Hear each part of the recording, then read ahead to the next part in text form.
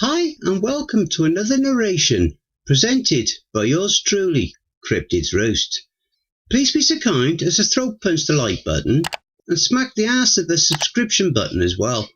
And remember to tap that notification bell and then select all. That way you'll receive all notifications each time I upload a new video. So grab your coffee, sit back and enjoy the show. And don't forget, where fear is, happiness is not.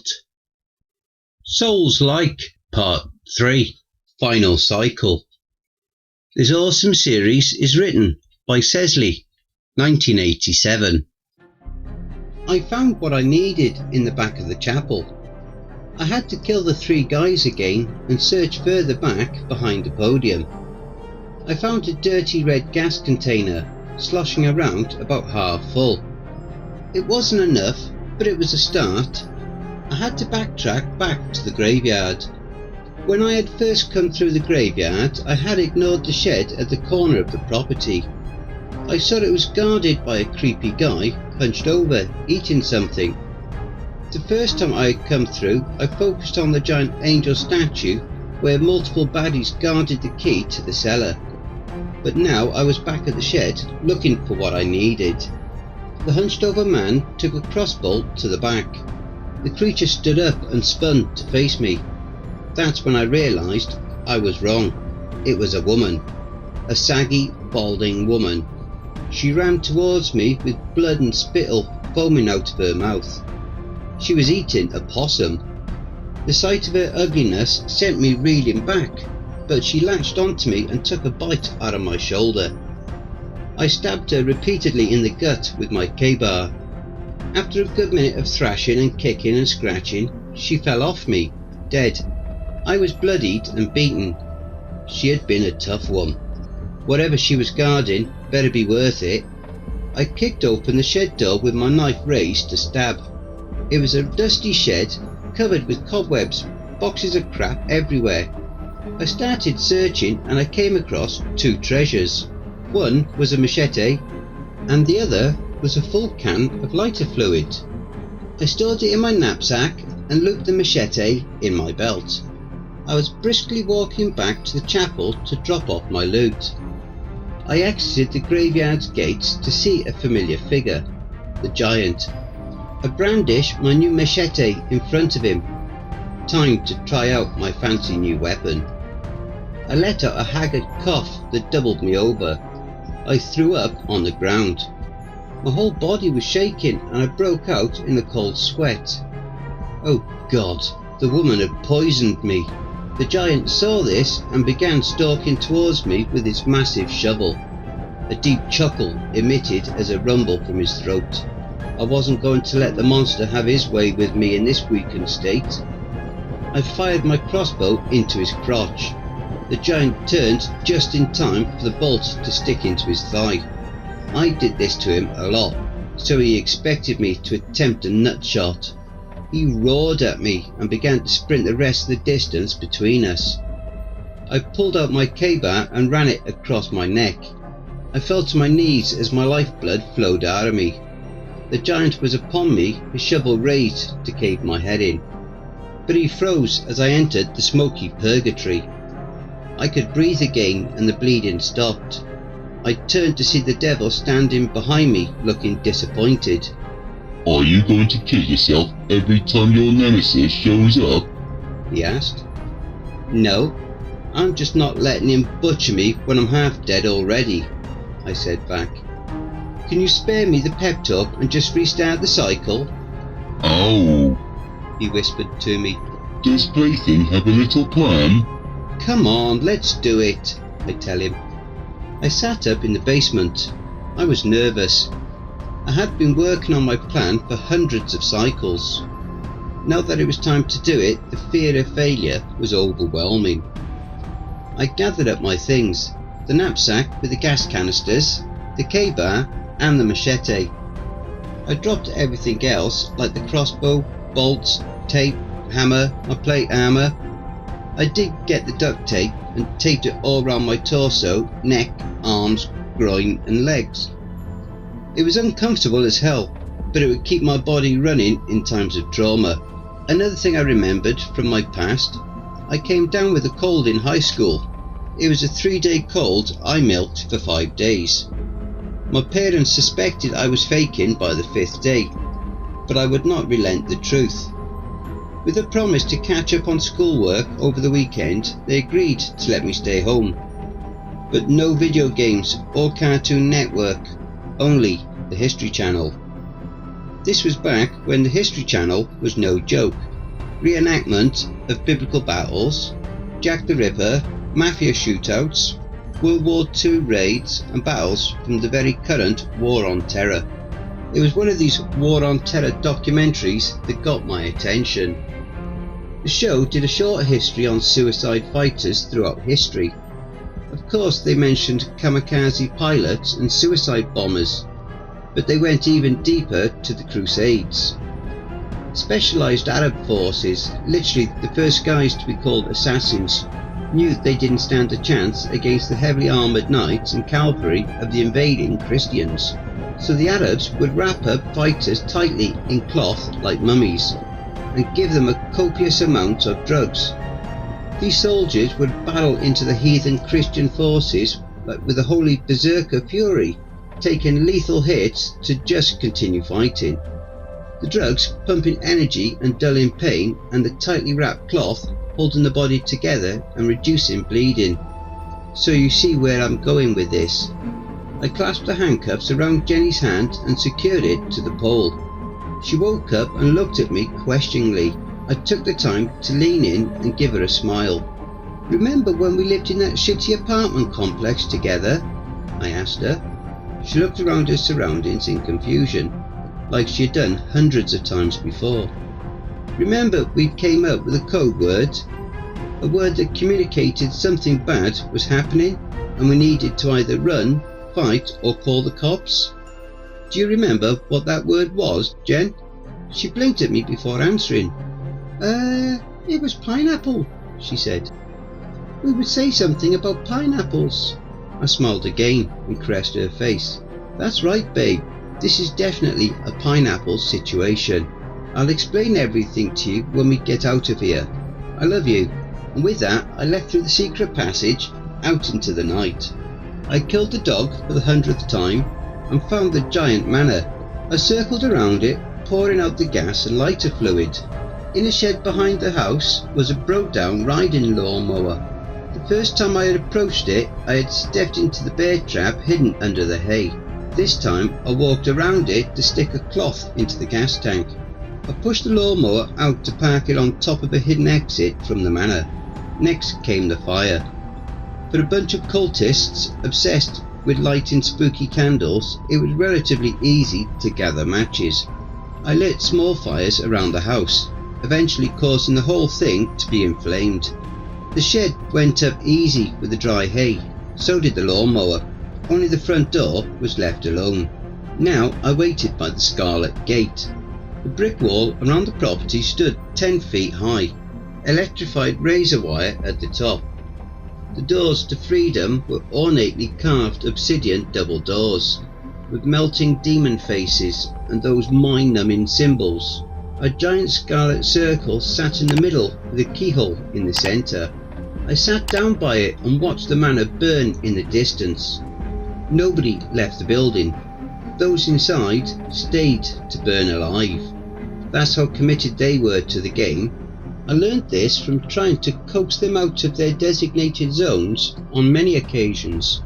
And here he comes, the limping giant, his left leg bleeding and mangled.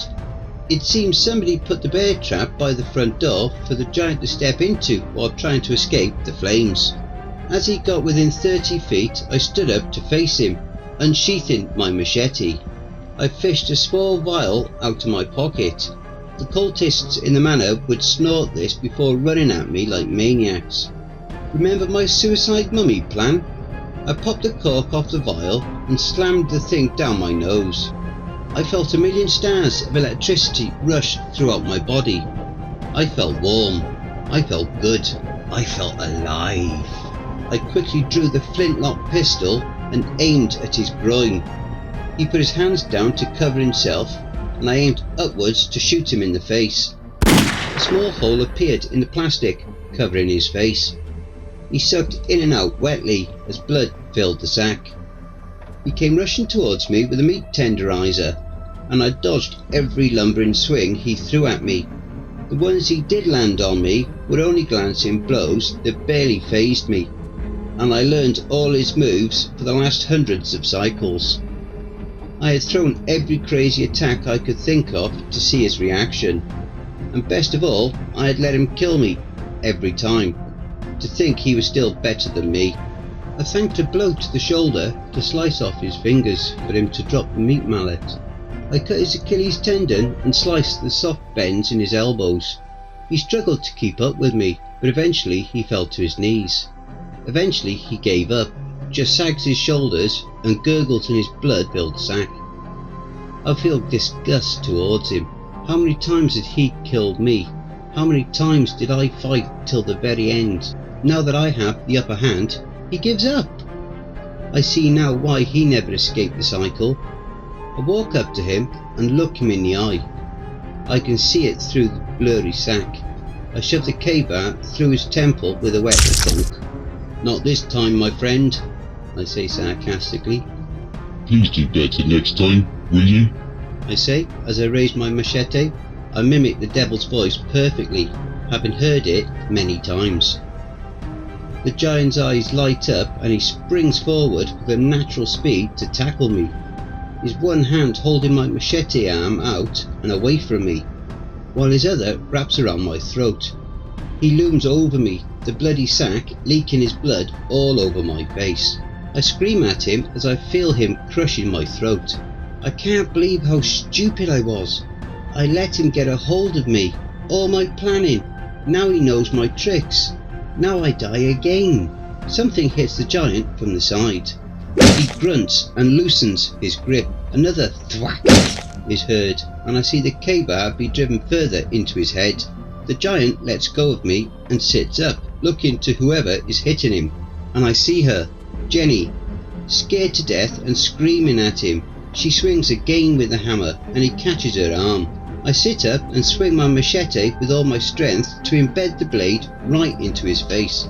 The giant lets go of Jenny and she delivers a final blow into the giant's eye. The giant topples backwards and thumped to the ground. I stared at the dead giant and then at Jenny. How did she get here?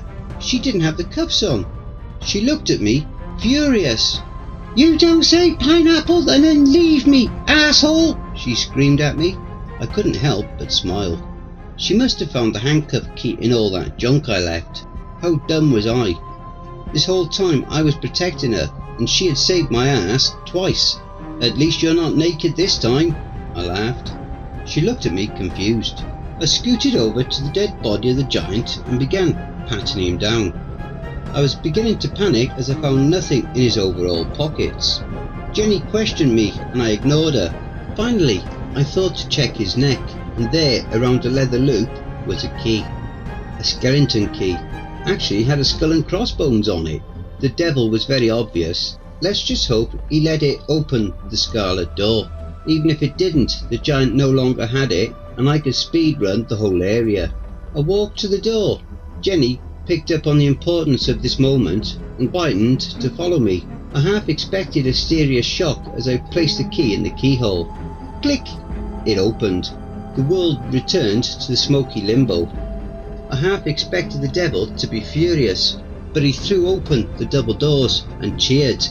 "Well done, my boy! Good show!" he yelled as he began clapping. "And the missus coming with the save at the end." He gave a chef's kiss. "So, it's over? We are free?" I asked. "Well, one of you are free," he replied. "What? No, you said..." "I said it ends the cycle," he interrupted. "For one of you." His demeanour stiffened and he stared at me with his yellow eyes.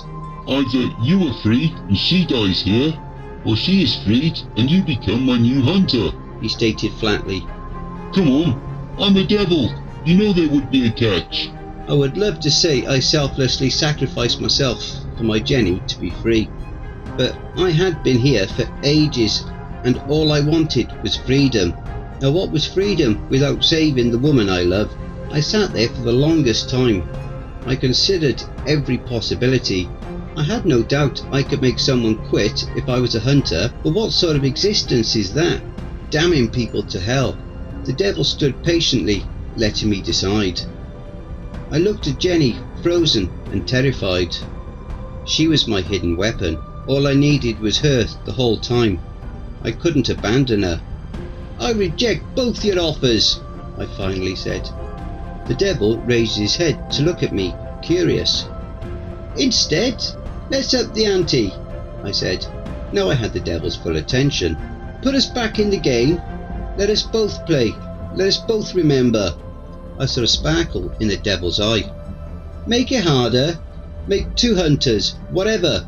We will both get out, and you will have to let us out. I screamed at him. The devil sat and thought, his hand to his chin. After a moment, he looked back down at me. New game plus, huh? He asked. I agree to your terms. You both remember and both have to make it through the gate. But I will make it much harder. Much harder. Deal, I spat. The devil grinned and lifted his hand. Then please do better next time, will you? We awoke somewhere completely different. Don't forget, if you enjoyed that story, be sure to pop over to the author's Reddit profile and drop them a line, or even give them a glowing review. I'm sure they really would appreciate it. The link to their Reddit profile will be below in the description. Please be so kind as to throat punch the like button and smack the ass of the subscription button as well. And remember to tap the notification bell and then select all. That way you'll receive all notifications each time I upload a new video. Oh, and don't forget to share the video far and wide. This will all help with YouTube's algorithm and will help to promote this channel more. And don't forget to check out the merch store. The link will be in the description and also in the video thumbnail. And if you would like an honourable mention, send in a snapshot of yourself with your purchase and I'll feature it in one of the videos. I now have my very own subreddit community where you can submit any stories you've written. You can submit your stories or encounters either there or send them to cryptidsroost@gmail.com. If you wish to remain anonymous, that's fine with me. All the links are below. I also have a Facebook group, Twitter, Reddit, and you'll also find me on Discord. If you would like to support this channel and help make it grow, my PayPal is paypal.me/cryptidsroost. Again, that will also be below. And don't forget, where fear is, happiness is not.